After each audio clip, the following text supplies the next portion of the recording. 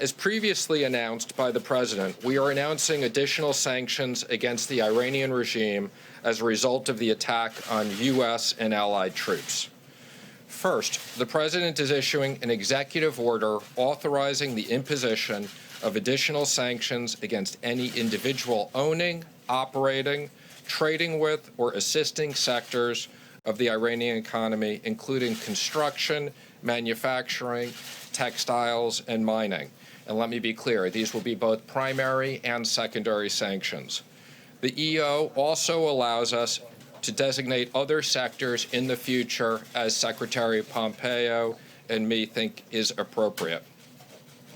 Second, we are announcing 17 specific sanctions against Iran's largest steel and iron manufacturers, 3 Seychelles-based entities, and a vessel involved in the transfer of products.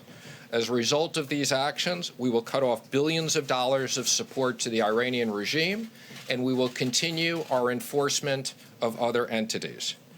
Third, we are taking action against 8 senior Iranian officials who advanced the regime's destabilizing activity and were involved in Tuesday's ballistic missile strike.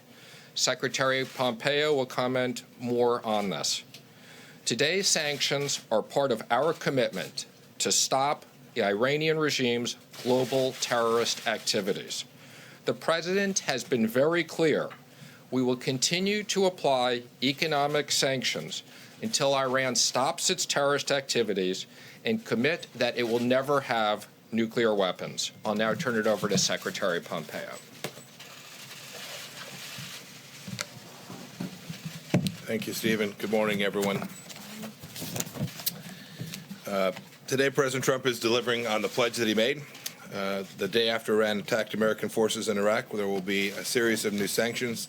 Secretary Mnuchin just mentioned 8 senior Iranian officials that are responsible for the regime's violence both at home and abroad. We're striking at the heart of the Islamic Republic's inner security apparatus. These sanctions targets include the Secretary of the Supreme National Council and the commander of the Basij forces. That's the regime's brute squad, which has in the last few months killed approximately 1,500 Iranians who were simply demanding freedom. Our action also targets other senior leaders close to the Ayatollah. They've carried out his terrorist plots and destabilizing campaigns across the Middle East and around the world. They've employed soldiers across the region's battlefields. They've trained militias in Iraq, Syria, and elsewhere in the arts of domestic repression. Today, they're accountable for murder and mayhem. The goal of our campaign is to deny the regime the resources to conduct its destructive foreign policy. We want Iran to simply behave like a normal nation. We believe the sanctions that we impose today further that strategic objective. Our campaign is composed of diplomatic, economic components that have deprived the regime of billions in revenue that the regime has used to fuel death and destruction across the Middle East and all across the world. Sadly, the previous administration had opened up revenue streams for Iran. But under our administration, oil revenues are down by 80%, and Iran cannot access roughly 90% of its foreign currency reserves. And not even 2 weeks ago, President Rouhani of Iran admitted that our sanctions have cost Iran over $200 billion in lost foreign income and investment.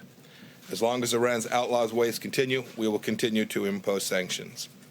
Finally, I want to reiterate President Trump's concern for Americans and dual national citizens detained inside of Iran. Iran knows these individuals have committed no crime. They know the charges against them are fake, and we will do all that we can to get each of them returned home safely to their families.